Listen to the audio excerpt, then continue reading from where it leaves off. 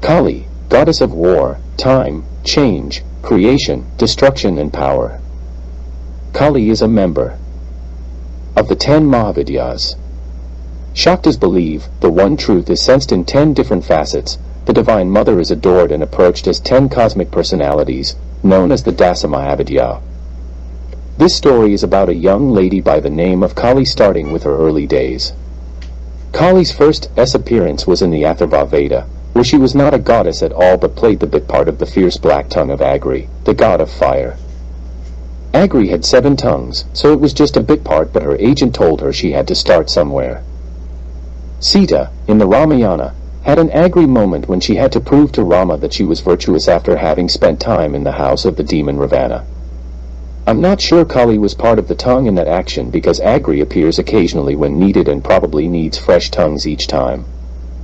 Kali is portrayed mostly in 2 forms, the popular 4-armed form and her alternate 10-armed Mahakali form.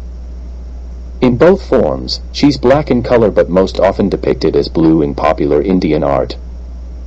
Her eyes are described as red with intoxication and in absolute rage. Close your eyes for a moment and remember that time you spilled your mother's most expensive perfume. See her eyes.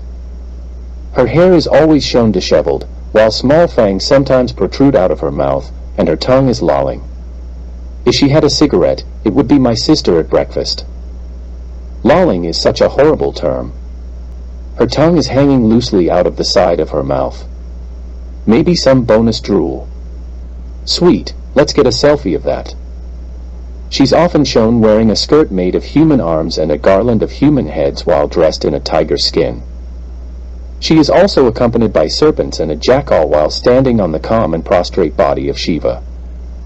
Usually, her right foot is forward to symbolize the more popular Dakshina Marga or right-handed path, as opposed to the more infamous and transgressive Vama Marga or left-handed path. Dakshina Kali is the most popular form of Kali in Bengal. She is the benevolent mother, who protects her devotees and children from mishaps and misfortunes. Dakshina Kali is typically shown with her right foot on Shiva's chest, while depictions showing Kali with her left foot on Shiva's chest depict the even more fearsome Vamakali. Kali has a lot of faces.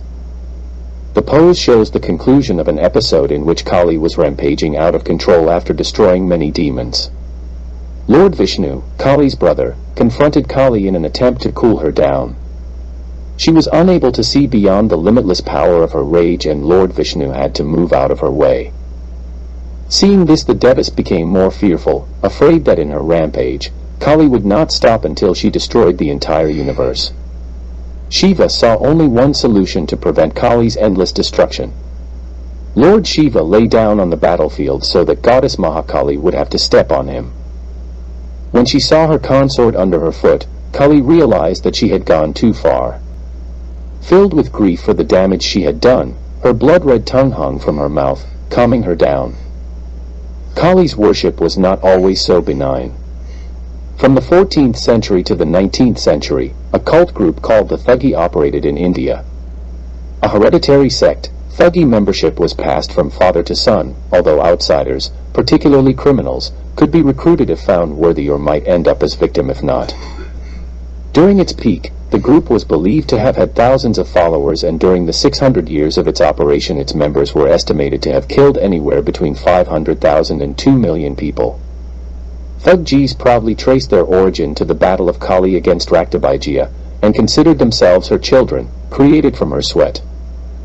Pandering to the fiercest aspects of Kali and her requirement for death, destruction, and human sacrifice, the Thuggee believed that they were doing Kali's sacred work. The British finally wiped out the Thuggees in the mid-19th century. The serpents and jackals are shown to drink the blood of Raktabijaya's head, which is dripping while the goddess carries it in her hand, preventing it from falling on the ground. Savior that sweet nectar Kali. In the 10-armed form of Mahakali she is depicted as shining like a blue stone. She has 10 faces, 10 feet, and 3 eyes for each head. She has ornaments decked on all her limbs.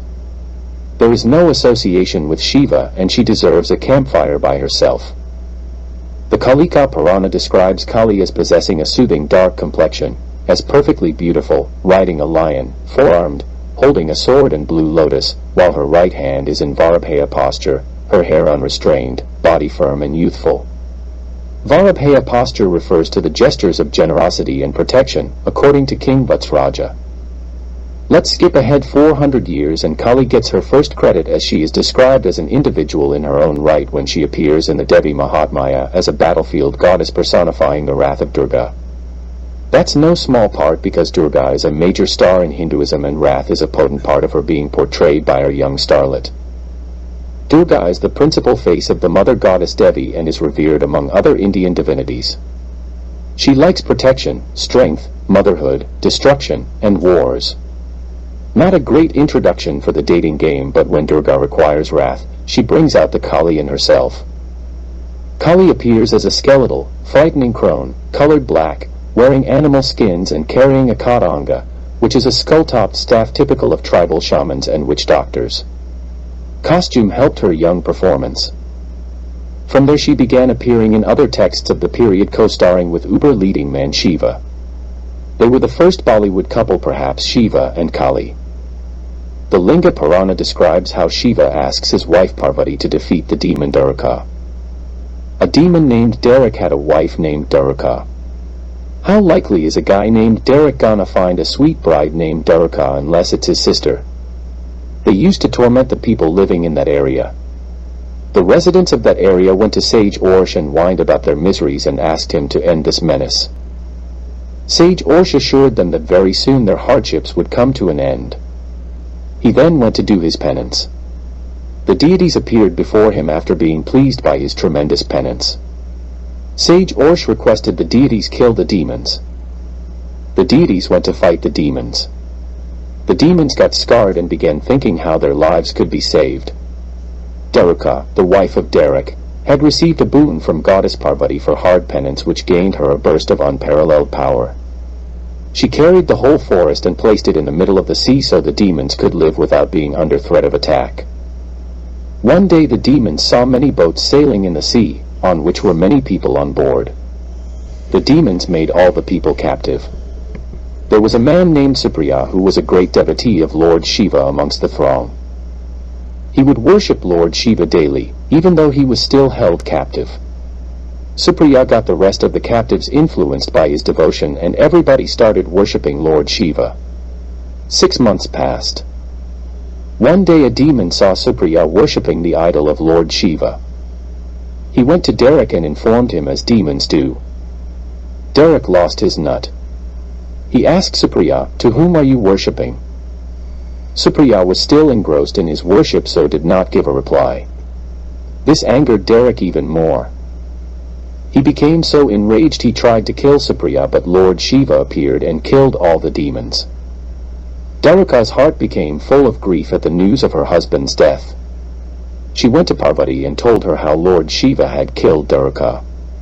Parvati said, "Let me see what I can do, sweetie." Parvati met with Lord Shiva, and both of them decided to protect their respective devotees by establishing themselves at that place. Thus, Nageshwar Jyotirlinga came into existence. Nageshwara is one of the legendary temples mentioned in the Shiva Purana and is one of the 12 Jyotirlingas. This one in Dwarka, Gujarat, India. Shiva imprisoned him along with many others in the city of Dwarkavana. The city under the sea, as it was known, was inhabited by sea snakes and demons. This was the place created with the boon from Parvati. Daruka could only be killed by a woman, so Parvati merged with Shiva and reappeared as Kali. Kali was Shiva's wrath just as she was Durga's wrath, and he needed to bring on the wrath to kick some demon butt. The problem was that Kali really liked kicking, but a little too much, and the only one who could calm her down after a good but kicking was Shiva. Cheesy continued, in the Vamana Purana, Shiva accidentally addresses Parvati as Kali, which pisses her off to no end, and she shakes off her dark complexion, generating Kali as a separate entity. Kali is often associated with Shiva and regarded as the Shakti or power of Shiva, and Shiva is Kali's consort. They star in many Puranas together, and when she is Shiva's better half, she plays it differently than Parvati, who is soothing to him and all, "You are great, Shiva. Let's bask in the glow of your glory for a while. Get a tan." Kali's best-known appearance on the battlefield is in the 6th century Devi Mahatmyam. The deity of the first chapter of Devi Mahatmayam is Mahakali, who appears from the body of sleeping Vishnu as goddess Yoga Nidra to wake him up to protect Brahma and the world from two demons, Madhu and Kedava. When Vishnu woke up, he started a war against the two demons. After a long battle with Lord Vishnu, when the two demons were still undefeated, Mahakali, as played by Kali, took the form of Mahamaya to enchant the two Asuras. When Madhu and Kedava were enchanted by Mahakali, Vishnu was able to kill them. In later chapters, Chanda and Munda attack the goddess Durga. Durga responds with such anger it causes her face to turn dark, resulting in Kali appearing out of her forehead.